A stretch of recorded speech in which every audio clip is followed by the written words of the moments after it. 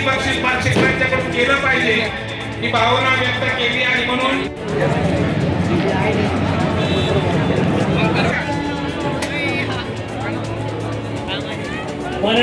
वार्षिकील सर्व रसिक प्रेमींना विनंती समोरील पुढच्या गोष्टी आपण साधा बदला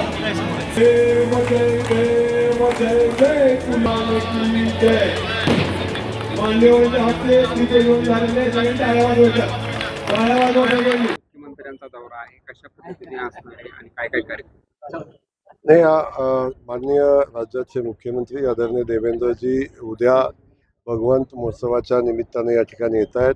उद्या त्यांच्या हस्ते भगवंताची पूजा, विधिवत पूजा या ठिकाणी होणार आहे आणि याच्यापेक्षा वेगळा कार्यक्रम इथं कुठला नाही. परंतु आदरणीय राजाभाऊंच्या विनंतीला मान देऊन आणि गेल्या अनेक दिवसापासून भगवंताच्या दर्शनाला माननीय मुख्यमंत्री महोदयांनी यावं अशा पद्धतीच्या भावना भगवंत भक्तांच्या होत्या आणि त्या भावनाचा आदर करून माननीय मुख्यमंत्री महोदय उद्या भगवंताच्या चरणी लीन होण्यासाठी येत आहेत. राजाभाऊंची एक मागणी आहे की भगवंत मंदिराला तीर्थक्षेत्राचा दर्जा मिळावा, त्यासाठी कशा पद्धतीचा पाठपुरावा जो आहे तो प्रशासनाकडून करण्यात येईल आणि पालकमंत्री जे जिल्ह्याचा कुणी असेल तर त्यांनी शासकीय पूजाला देखील द्यावं अशी त्यांची प्रामुख्याने मागणी आहे. उद्या प्रकट दिन होतं तर या मागणीकडे नाही, उद्या राजाभाऊंची मागणी अगदी वाजवी मागणी आहे. यामध्ये या तीर्थक्षेत्राला ब वर्ग दर्जा मिळावा याच्यामध्ये कुठलीही अडचण याचं कारण नाही. ज्या ज्या अडचणी आहेत त्या अडचणी आपण सगळ्या सोडवू. मुख्यमंत्री महोदय उद्या येत आहेत, त्यांच्यावर आम्ही कानावर घालू आणि नक्की मुख्यमंत्री महोदय बार्शीचं आमचं भगवंताचं हे स्थान आहे याला ब वर्ग दर्जा देण्यासाठी जे करायला लागेल ते आम्ही करू. वेळ पडली तर खास बाब म्हणून पण करू. दुसरा विषय राहिला की शासकीय पूजेच्या संदर्भातला निर्णय या लेवलला होत नाही. तो निर्णय घेण्यासंदर्भातली विनंती उद्या राजाभाऊ करतील. आम्ही त्या बाबतीतली भूमिका घेऊ. शेवटी हे निर्णय शासकीय पातळीवर होत असतात.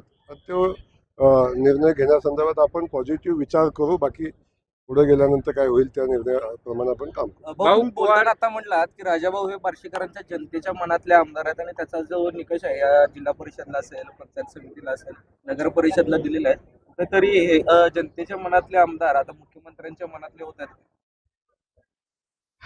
ते मुख्यमंत्र्यांच्या मनातले अगोदरच आहेत. जनतेच्या मनातले आमदार तर आहेतच आहेत आणि त्याचा परिचय आपल्याला आता झालेल्या प्रत्येक निवडणुकीमध्ये आला. मला वाटतंय 4700 मतानं नगरपालिकेचा नगराध्यक्ष निवडून आला. मार्केट कमिटी 18-0 झाली. जिल्हा परिषद 6-0 झाली. पंचायत समिती 12-0 झाली. आणि लोकांना त्या मनामध्ये एक भावना होत्या की एक वेगळ्या पद्धतीचं वातावरण तयार झालं आणि राजाभाऊचा पराभव झाला. पण राजाभाऊला जेवढ्या यातना झाल्या त्याच्यापेक्षा अधिक यातना या मतदारांनाही झाल्या. एवढं मोठं नेतृत्व ज्यांनी बार्शीच्या विकासासाठी एवढं प्रचंड मोठं काम केलं त्याचा पराभव आपल्या हातून झालेला आहे याची जाणीव या भागातल्या मतदार बंधू भगिनींना झाली आणि त्यातून जी चूक झाली ती सुधारली आणि मला वाटतंय भरभरून आशीर्वाद या तिन्ही निवडणुकामध्ये भारतीय जनता पक्षाला आणि पर्यायाने राजाभाऊंच्या सगळ्या उमेदवारांना दिला आणि यातून हे सिद्ध होतं की बार्शीकरांच्या मनातले खरे आमदार कोण आहेत तर ते राजाभाऊच आहेत. भाऊ, 9 विधान परिषदेच्या जागा आहे, बार्शीला न्याय मिळू शकतो का? मी आपल्याला सांगितलं की विधान परिषदेवर निर्णय घेण्याचा अधिकार ना मला आहे.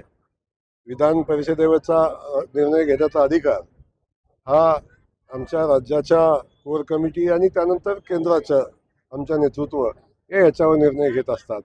परंतु मी हे मात्र नक्की सांगेन की राजाभाऊचा सन्मान झाला पाहिजे आणि राजाभाऊचा सन्मान करण्यासाठी माननीय मुख्यमंत्री महोदयांच्याकडे मला शिफारस करण्याची आवश्यकता नाही.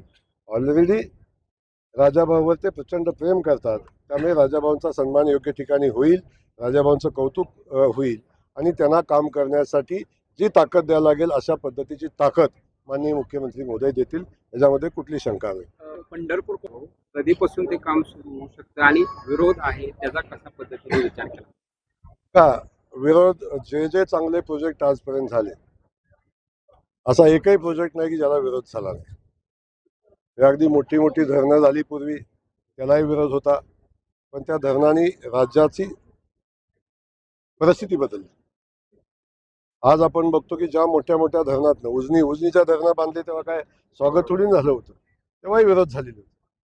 त्यामुळं चांगल्या कामालाचं स्वागतही करतात, काही लोक विरोधही करतात, पण कालांतराने त्याचे परिणाम बघितल्यानंतर तो विरोध आपोआप कमी होत असतो. त्यामुळे पंढरपूर नगरीचा विकास करणं, पंढरपूरचं कॉरिडॉर करणं, ज्या पद्धतीनं पंढरीच्या नगरीमध्ये येणाऱ्या वारकऱ्यांची संख्या वेगानं वाढते, पायाभूत सुविधावर ज्या पद्धतीचा दबाव येतोय, आलेल्या एवढ्या मोठ्यानं संख्येनं भाविक येत आहेत, त्यांची व्यवस्था करण्यामध्ये आता अनंत अडचणी निर्माण होत आहेत.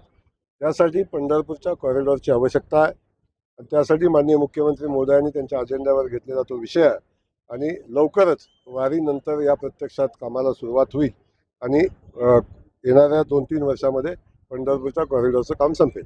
वारीच्या आषाढी वारीला नारळ फुटल असं म्हणायचं का? कॉरिडॉर नाही, आता मी त्या संदर्भात माननीय मुख्यमंत्री महोदय बोलतील, तो अधिकार माझा नाही आहे. मुख्यमंत्री महोदय त्या संदर्भात बोलतील, पण मी एवढं सांगतो की वारी झाल्यावर प्रत्यक्षात कामाला सुरुवात होईल.